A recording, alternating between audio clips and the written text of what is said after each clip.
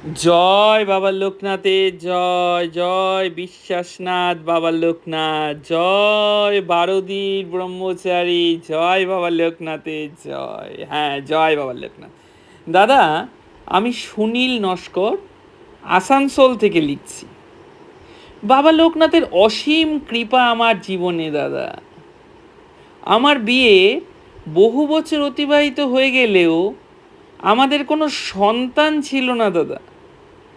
বাবা লোকনাথের কাছেও অনেক অনুনয় বিনয় করেও যখন কোনো ফল হলো না, তখন প্রায় এক প্রকার আশা ছেড়েই দিয়েছিলাম আমরা। এমনি করেই বেশ কিছুদিন অতিবাহিত হয়ে গিয়েছিল।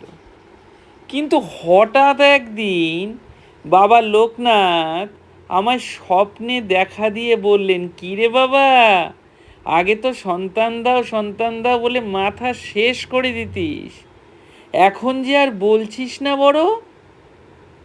সন্তানের আশায় এত সহজেই চলে গেল? আমি তখন বলি, না বাবা, সে আশা কি অত সহজে যায়? তবে তুমি আমাদের ডাক শোনোনি বলে ভেবেছি এই জীবনে হয়তো তোমার মতো আর বাবা ডাক শোনা হলো না আমার। বাবা তখন হেসে বলছেন, ওরে, তুই বলবি আর আমি শুনবো না? এমন আবার হয় নাকি?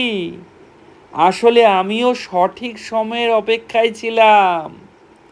এখন সঠিক সময় উপস্থিত। এবার দেখিস তোদের কোল আলো করে স্বয়ং মা অন্নপূর্ণা আসতে চলেছেন যেন।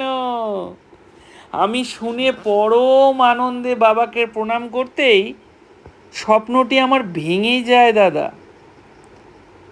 অদ্ভুত এক অনাবিল আনন্দে ঘুম থেকে উঠে দেখি আমার স্ত্রী পাশে ঘুমোচ্ছে। ওকে ডেকে তুলতেই দেখি ওর চোখে মুখে এক অদ্ভুত হাসি। সবটা ওকে খুলে বলতে ও বলছে, কি অদ্ভুত, আমিও তো ঠিক একই স্বপ্ন দেখছিলাম গো এখন।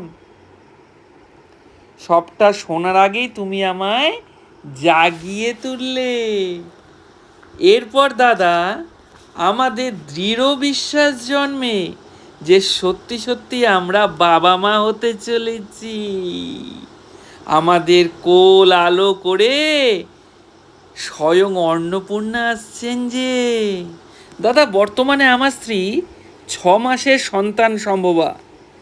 আমাদের স্থির বিশ্বাস যে সত্যি সত্যি বাবার কথা মতো মা অন্নপূর্ণা আসছেন আমাদের ঘরে। জয় বাবা লোকনাথের জয়, জয় মা অন্নপূর্ণার জয়।